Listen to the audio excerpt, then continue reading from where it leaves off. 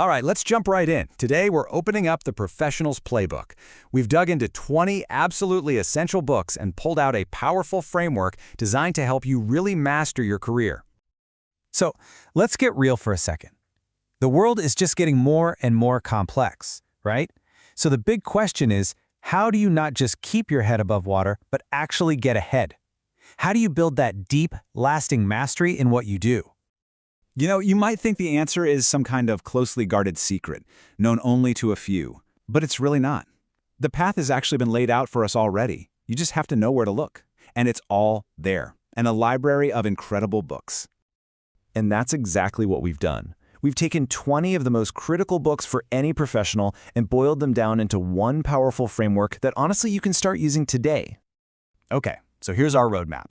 It's built on 4 key pillars. First, we're going to learn from titans. Then we'll move on to mastering influence. Third, we'll dive into how to think strategically. And we'll finish up by grasping the huge global forces that shape, well, everything. So let's get into it. First up, Pillar 1, learning from titans. And look, this is not about some boring business history lesson.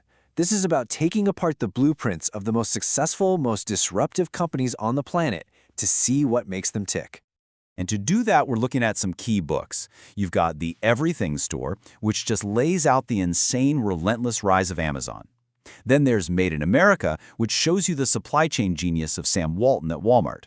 And a personal favorite of mine, The Box, which tells the surprisingly revolutionary story of the simple shipping container, and trust me, it's way more interesting than it sounds. Yeah, and that's the whole point, right? The big lesson from The Box is how one simple, kind of boring idea can completely rewire the entire global economy. It's amazing. So the real question for you is, what's the overlooked shipping container in your industry? What's the simple thing that could change everything? All right, let's move on to our second pillar. Pillar 2 is all about mastering influence. This is where we shift gears from big company strategy to human dynamics. It's about sharpening those absolutely crucial skills of negotiation and persuasion. And to get us in the right mindset, let me just ask you this. Picture a super high-stakes situation. What do you think is an FBI hostage negotiator's #1 tool? What's their go-to move? You might think it's all about leverage, or having more power, or making threats. But it's not. Nope. The single most powerful tool they have is something they call tactical empathy. And this idea, which comes from former FBI negotiator Chris Voss, is a total game changer. Tactical empathy is about digging deep to understand the perspective and the motivations of the person across the table, to figure out what they really need. And here's the key. It isn't about being nice. It's about gathering intelligence that gives you the upper hand in any negotiation. Okay, on to Pillar 3, think more strategically. This is all about upgrading your mental models. It's not just about the facts you know, it's about how you think. It's like upgrading the software that runs in your brain. For this pillar, we're drawing on some truly mind-bending books. We've got Anti-Fragile by Nassim Nicholas Taleb, which will completely change how you think about chaos. We're also pulling from Think Like a Rocket Scientist for next-level problem solving, and 4,000 Weeks for a radical new take on time itself. So let's focus on this core idea from Taleb. The goal he lays out isn't just about being resilient, being able to take a punch. The real goal is to design systems that don't just survive shocks and stress, but actually get stronger from them. So what the heck is anti-fragile? Well, it's a property of things that actually gain from disorder. It's the total opposite of fragile. Think about your muscles. When you go to the gym and stress them with weights, they don't just bounce back, they grow back stronger. That, right there, is anti-fragility in action. And that brings us to our fourth and final pillar, grasp global forces. Because here's the deal.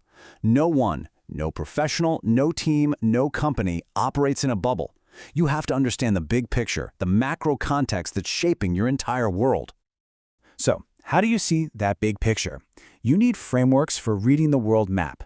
We're talking about books like The New Map, which explains how energy is redrawing the lines of power, and War by Other Means, which shows how economics has become the new battlefield.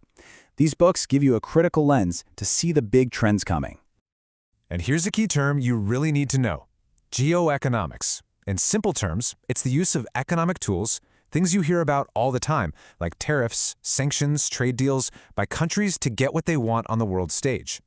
Understanding this is absolutely essential because it uncovers the hidden forces that create massive risks and massive opportunities for any business. So, we've covered the 4 pillars. That's a lot, I know. But knowledge without action is just, well, it's just trivia. So let's make this super practical. Let's talk about where you should start. And I know what you're probably thinking. This is a ton of information and I am busy. So if you only have time for one book out of this entire list to get started, which one should it be? Hands down, the single best starting point for the most immediate impact is Never Split the Difference. Why? Because it gives you practical, hands-on tactics you can literally use in your very next meeting, your next email, your next phone call. It is an immediate upgrade to a core professional skill. And that really brings us to our final thought here. As you think back on these 4 pillars, learning from the greats, mastering influence, thinking strategically, and seeing the big picture, I want to leave you with this one question. What's the one idea from today that's really going to stick with you? The one that'll change how you walk into work tomorrow?